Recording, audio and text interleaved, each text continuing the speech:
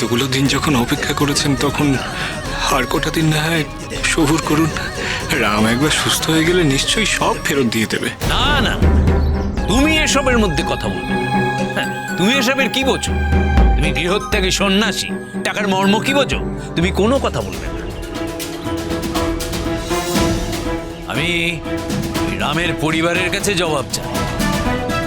এই যে শোনো, শোনো হে, কত টাকা পাবেন আপনি?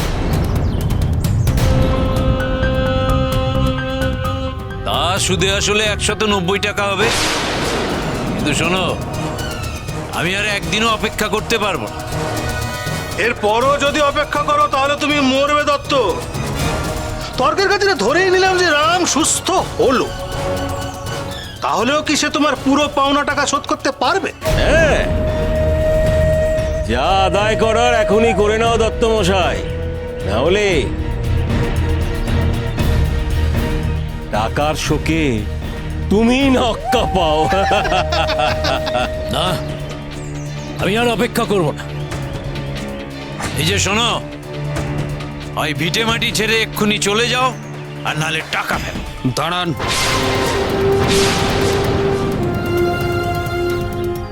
গদাই এদিকে আয়।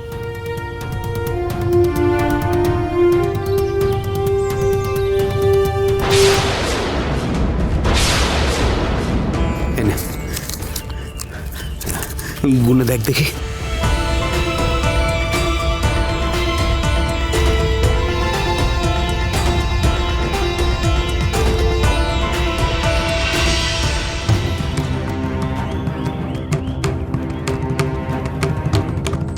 এই নিন আপনার 190 টাকা।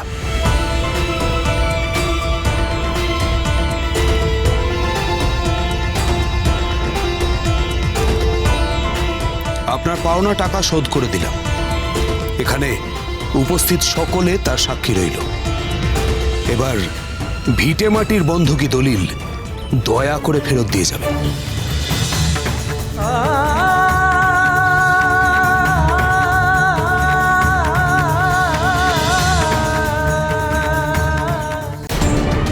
নিজের পাওনার টাকা তো পেয়ে গেছো নাকি? হ্যাঁ, তাহলে রেখে দাঁড়িয়ে আছো কেন? যাও যাও যাও, নিজেদের কাজে যাও যাও।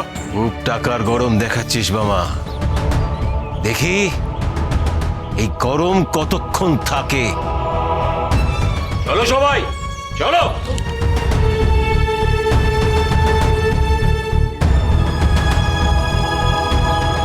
ও শালা, রোহন কাকা, এদিকে এসো, এদিকে এসো, এদিকে এসো।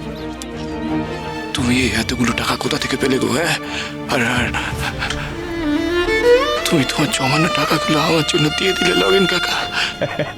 আমার টাকা কি বলছো গো ঠাকুর? সবই তো তোমার টাকা।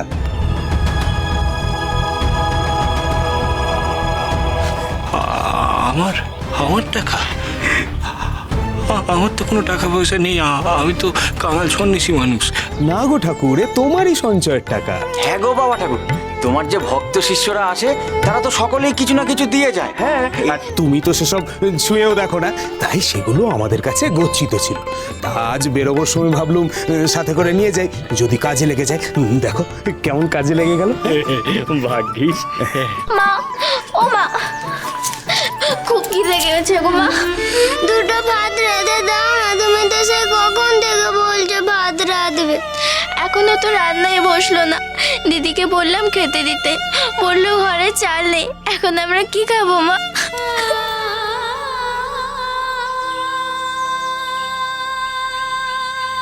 সে কি গো, তোমাদের আজ খাবার জুটে নেই? আমি এক্ষুনি ব্যবস্থা করছি বড় ঠাকুর। যা মা যা, তোরা ঘরে যা। ইন্দুয়া, কেন মিথ্যে আশ্বাস দিচ্ছ বাচ্চাগুলোকে? লগেন কাকা। হ্যাঁ গো ঠাকুর। এই গো, যাও যাও যাও, তোমরা তারাপীঠে ফিরে যাও দেখি। কিন্তু ঠাকুর, আমি এদিককার কোনো একটা ব্যবস্থা করেই তারাপীঠে ফিরে যাবো লগেন কাকা। আর শোনো, রাতে গিয়ে মায়ের জন্য শীতলি ভোগ দেবো গো। যাও গো, যাও, ফিরে যাও। আচ্ছা ঠাকুর, চল। শোনো গো, শোনো শোনো, তোমার এই ঝোলাখানা আমাকে দিয়ে যাও। যাও যাও দেখি। বাবা ঠাকুর, যাও না রে শালা। ইন্দুবা, তুমি মেয়েগুলোকে নিয়ে ভেতরে যাও গো মা। আমি দেখছি এদিকটা যদি কিছু করা যায়। যাও।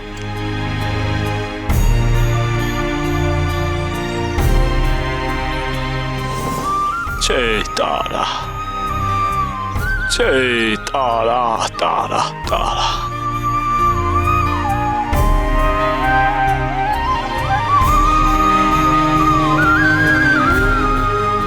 দেবী, দেবী এবার রামের পরিবারের কি হবে? হ্যাঁ দেবী, রাম ও তার কন্যাদের কথা ভেবে যে বড়ই কষ্ট হচ্ছে। টাকিনি যোগিনী, এখনই এত উতলা হোস না তোরা। ওরা যে এখন ওদের নিয়তির দ্বারা চালিত হচ্ছে। আর আমি যে আগেই বলেছি, বিধির বিধানকে খণ্ডন করা সম্ভব নয়। তাই ওদের নিয়তিতে যা লেখা আছে, ওদের যে সেটা ভোগ করতেই হবে। দেবী, একদিন ওদের উত্তরণ ঘটবে ঠিকই, তবে আজ যে ওদের এই কষ্ট সহ্য করতেই হবে, করতেই হবে। রাম এবং বামা পূর্বে এর থেকে অনেক বেশি কষ্ট সহ্য করেছে। তা ঠিক দেবী। আমি এই নিয়ে চিন্তিত নই, আমি চিন্তিত বামাকে নিয়ে। বামদেব, বামদেবকে নিয়ে কেন দেবী? হ্যাঁ দেবী, বামদেবকে নিয়ে কিসের এত চিন্তা? বড়োয়া, কেন রামের সংসারটাকে এমন দুরবস্থায় ফেললি রে মা? এই একরত্তি মেয়েগুলোর মুখে অন্ন জুটছে না রে। কি এমন পাপ করেছে রে রাম? হ্যাঁ, কি এমন দোষ করেছিল রে মা যে তুই তাকে ক্ষমা করতে পারছিস না? তবে তবে আমি তাদেরকে কথা দিয়ে এসেছি রে মা, ওই রামের মেয়েদের জন্য চাল জোগাড় করে তবে আমি ফিরবো রে মা। ওই ওই ওই গ্রামের মানুষগুলোর কাছ থেকে ভিক্ষে করে অন্ন জোগাড় করে তবে আমি ফিরবো রে মা। শোনো গো, শোনো গো মা, তোমার কাছে একটু ভিক্ষে হবে? ও গো, আমার একটু ভিক্ষে দেবে গো? তারা রামের সংসার চালাবার জন্য ভিক্ষা করছে। বাবা, তখন অমন টাকার গরম দিল, এই দত্তর পাওনাগণ্ডা সব ছনাত করে ফেলে দিল, আর এখন ভিক্ষে? আরে এটাও ভরম। বামা গ্রামের লোকের কাছে সুখ্যাতি অর্জন করবে বলে নিজের ভাইয়ের সংসারের জন্য ভিক্ষা করছে। ঠিক ঠিক, লোককে বলবে আরে নিজের ভাইয়ের সংসার চালাবার জন্য নিজেই ভিক্ষা করতে নেমেছে গো। নামলেই হলো, আমরা করতে দিলে তো। চলো চলো চলো চলো। তারা এই দেখো, এই দেখো, এই ওঠো গো মায়েরা, ওঠো ওঠো ওঠো। বলছিলাম যে মায়েরা, তোমাদের কাছে সামান্য কিছু ভিক্ষে হবে গো? ক্ষমা করো ঠাকুর, তোমাকে দেবার মতো আমাদের কাছে যে কিছুই নেই।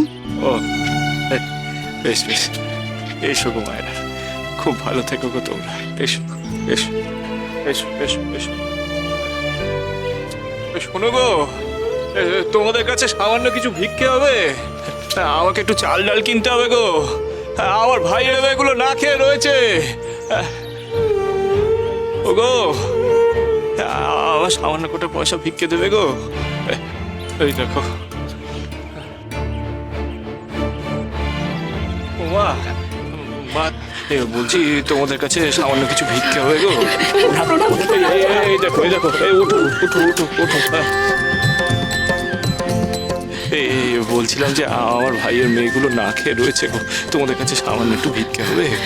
ঠাকুর, সাথে তো কিছু নেই, আপনি ঘরে চলুন। হ্যাঁ ঠাকুর, আপনি ঘরে শুনুন, আমরা সব ব্যবস্থা করে দিচ্ছি। বাহ বাহ বাহ, বেশ বেশ, চলো চলো। খবরদার, কেউ বামাকে ঘরে নিয়ে যাবে না।